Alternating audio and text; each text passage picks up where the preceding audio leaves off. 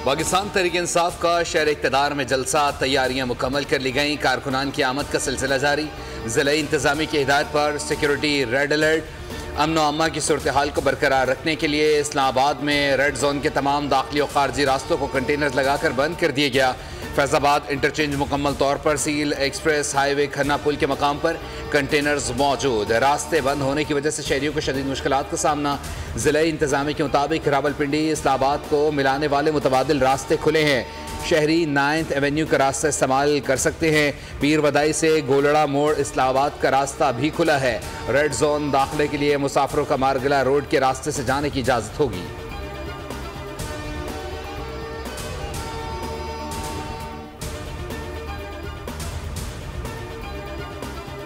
संजानी में पाकिस्तान तहरीक इंसाफ के जलसागाह के करीब से मशकूक बैग से हैंड ग्रेनेड, डेटोनेटर, तार और दीगर बारूदी मवाद बरामद।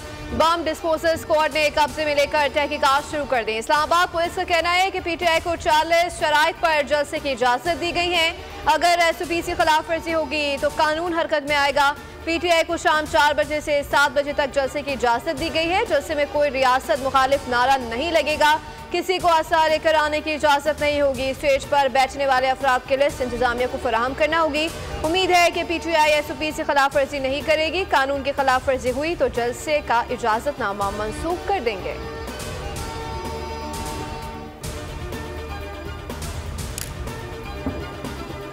तहरीक इंसाफ का इस्लामाबाद जलसे के लिए रेस्क्यू 1122 अहलकारों को ढाल बनाने का फैसला। PTI जलसे के लिए सरकारी वसाइल का बेदरेग इस्तेमाल।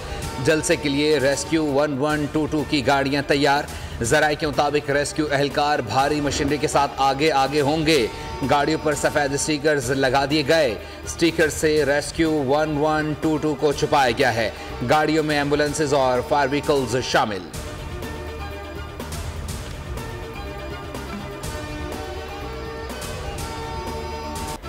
जलसा महंगाई के खिलाफ कानून की हुक्मरानी अदलिया की आज़ादी के लिए होगा। इंतजामिया के शुक्रगुजार हैं कि देर से ही सही जलसे की इजाजत तो दी। चेयरमैन PTI बैरिस्टर गौहर कहते हैं ये जलसा पुरअमन होगा। लोगों की बड़ी तादाद में आमद जा रही है। अली मोहम्मद खान बोले कि जलसे में बुनियादी मुतालबात सामने रखेंगे। मुतालबा करते हैं कि बानी PTI समेत तमाम कैदियों को रिहा करें और मैंडेट वापस दिया जाए। इस्लामाबाद में कंटेनर्स का जलसा हो रहा है। मुल्क की बड़ी शाहराहों को बंद कर दिया गया है।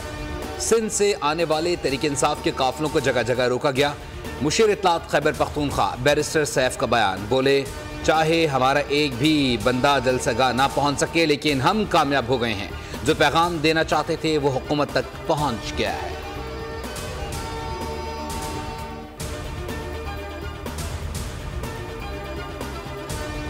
रियासत के खिलाफ मनसूबाबंदी करके हमला करने के जुर्म की कोई माफी नहीं। जलसी करें, रोएं, पीटें या चीखें, सजा तो मिलेगी। सीनियर वजीर मरियम औरंगजेब का बयान। कहा कि जलसी 9 मई और रियासत के खिलाफ मनसूबा साजी के जुर्म से बचने के लिए NRO की भीख है। नैब कानून को चोरों का कानून कहने वाले ने खुद सबसे पहले रिलीफ की दरख्वास्त क्यों दी?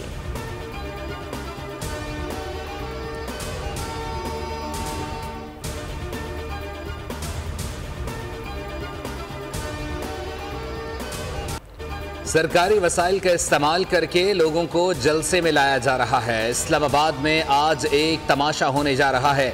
वज़ीर इत्तलात पंजाब अज़मा बुखारी की न्यूज़ कॉन्फ्रेंस। कहा कोई और काम करे तो ये घटिया जहनीत के साथ ग्राउंड में आ जाते हैं। हमें इनके करतूतों से डर लगता है। जलसे जुलूस करने पर कोई एतराज़ नहीं। इनके जलाओ घेराव पर कल भी एतराज़ था, आज भी है।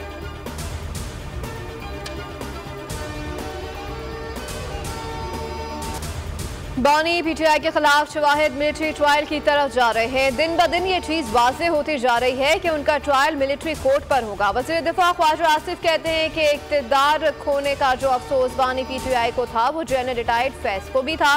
फैज़ हमीद आर्मी चीफ बनना चाहते थे। बानी PTI ने फौजी अहदाफ पर मुजाहिरे क्यों कराए? ये बुनियादी चीज़ हमें लीड करती है कि अंदर से कुछ अफराद इनको डायरेक्ट कर रहे थे। इन मुजाहरों से मुतालिक लाजमी तौर पर बानी PTI की हिदायत थी।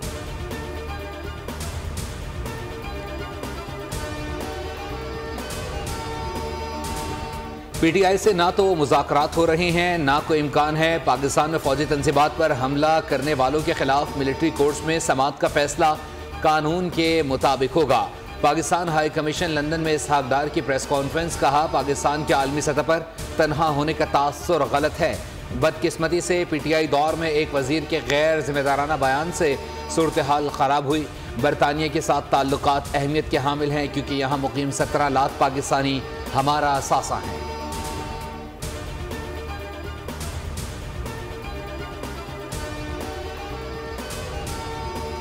इदारों की बड़ी कामयाबी, इंसानी स्मगलिंग में मुलव्विस बैन अक़वामी गिरोह कानून के शिकंजे में, पाकिस्तान को बदनाम करने की भांति साजिश बेनकाब। तर्जुमान FIA के मुताबिक नेटवर्क शहरियों को बैरून मुल्क रोजगार का झांसा देकर लूटता था। नेटवर्क का इंटरनेशनल डंकी गिरोहों से भी राब्ते का इंकशाफ। मुजरिमाना सरगर्मियों में भारतीय और अफगानी बाशिंदे मुलव्विस हैं।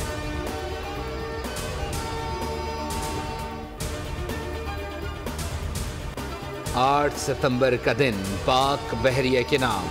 जंगे सितंबर 1965 के मार्का दवारका की याद। यौम बहरिया आज मिली जोश जज्बे से मनाया जा रहा है। ऑपरेशन सोमनाथ 65 की जंग में भारत की शिकस्त का दूसरा नाम है। ऑपरेशन सोमनाथ में जहाज़ों ने भारतीय बंदरगाह दवारका पर हमला किया। पाक बहरिया ने भारतीय रडार स्टेशन तबाह किया और दुश्मन का गुरूर खाक में मिला दिया। 1965 की जंग में बर्री, बहरी और फ़िज़ाई अफ़वाज ने दिफ़ा वतन का फरीज़ा भरपूर तरीके से अंजाम दिया। 8 सितंबर का दिन पाक बहरिया के नाम रहा।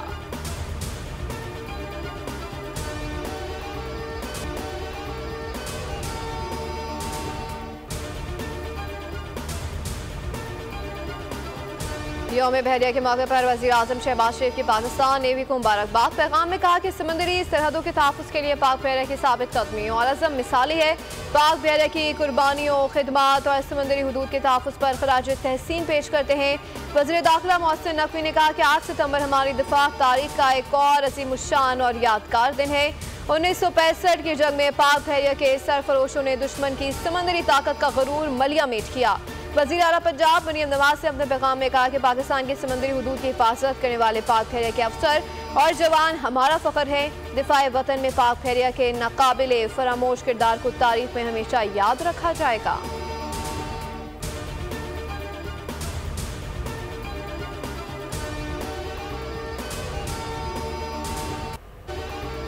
शहीद की डायरी हमें अपने शहदा के दिल की एक झलक दिखाती है। हमें याद दिलाती है कि हर यूनिफॉर्म के पीछे एक शख्स होता है जिसमें एक कहानी, एक जिंदगी और एक ख़ानदान होता है। सिपाहियों की शहादत से पहले आखिरी ख़त और पैगामात जो उन्होंने अपने प्यारों को लिखे।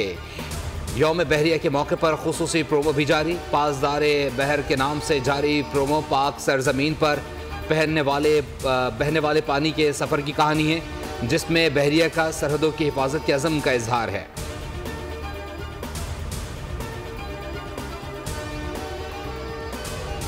पाकिस्तान समेत दुनिया भर में ख्वानदगी का दिन आज मनाया जा रहा है। दिन मनाने का मकसद दुनिया भर के करोड़ों नाख्वानदा अफराद को तालीम की अहमियत से रोशनास कराना है। सदर आसिफ अली ज़रदारी ने आलमी यौम ख्वानदगी पर अपने पैगाम में कहा कि कौमों का मुक़्तदर बदलने में तालीम और ख्वानदगी का अहम किरदार है। तालीम हमारी कौम के मुस्तकबिल की बुनियाद है। वज़ीर आला पंजाब मरियम नवाज ने अपने पैगाम में कहा कि आलमी यौम ख्वानदगी पर आज सबको पढ़ाने के अज़म का अयादा करते हैं। 100% ख्वानदगी हासिल किए बगैर हम रोशन मुस्तकबिल के बारे में सोच भी नहीं सकते।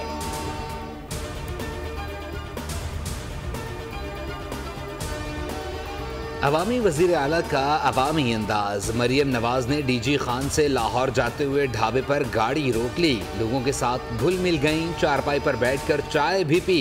शहरियों ने बिजली के बिल दिखाए और 14 रुपए फी यूनिट कमी पर शुक्रिया अदा किया।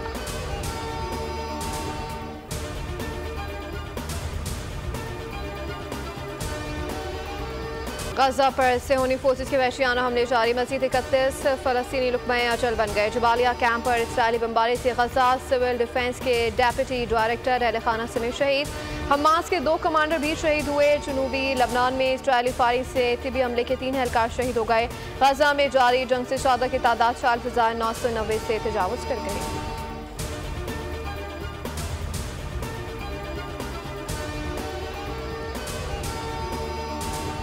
नेतन्याहू के खिलाफ इजराइल में एहतजाज। हज़ारों अफराद सड़कों पर मौजूद। गजा में जंगबंदी मुआहदे पर दस्तखत न करने पर वज़ीर आज़म नेतन्याहू और उनकी हुकूमत के खिलाफ हज़ारों इजरायली तलबीब की सड़कों पर निकल आए। मुजाहिरीन ने जंगबंदी के हक़ में नारे लगाए। नेतन्याहू से यरगमालियों की वापसी के लिए फौरी तौर पर जंगबंदी मुआहदा करने का मुतालबा दोहरा दिया।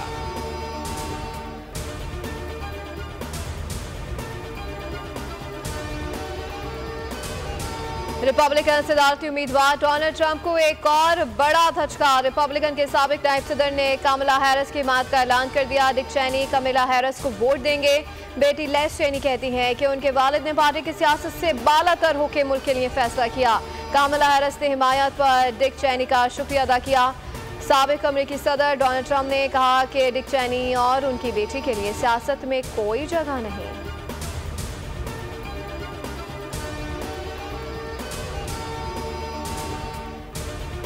तूफान यागी ने चीन के बाद वियतनाम में भी तबाही मचा दी। मुख्तलिफ हादसात में 4 अफराद हलाक। वियतनाम के शुमाली इलाकों में तूफानी हवाओं से घरों की छतें उड़ गईं। तूफान की जद में आकर 78 अफराद जख्मी हो गए। इससे कबल चीन में तूफान के बायस बिजली गिरने, शदीद बारिश और तेज़ हवाओं से दरख्त उखड़े गए थे, जिससे 2 अफराद हलाक, 92 जख्मी हुए थे।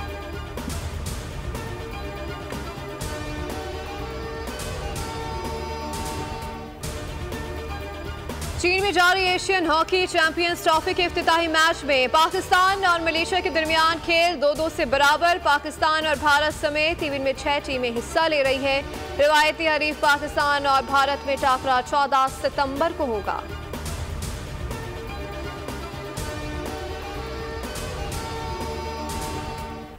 यूएस ओपन टेनिस का विमेंस सिंगल्स टाइटल बेलारूस की आरियाना सबलेंका के नाम। होम फेवरेट अमेरिका की पेग्योला को स्ट्रेट सेट में मात देकर पहली बार इवेंट अपने नाम किया। सबलेंका का यह तीसरा ग्रैंड स्लैम टाइटल है।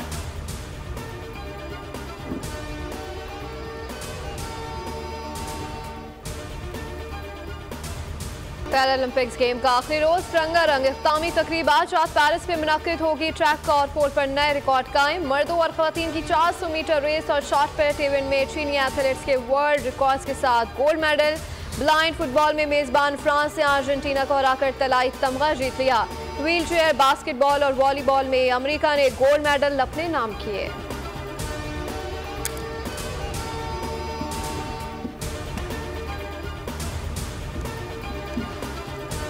और जंग रिवायती हो या जदीद, शैतान के खिलाफ मार्का जारी रहेगा। अच्छाई और बुराई के दरमियान जंग जदल पर मबनी हॉलीवुड फिल्म ट्रांसफॉर्मर्स 1 की रिलीज में सिर्फ 5 दिन बाकी रह गए।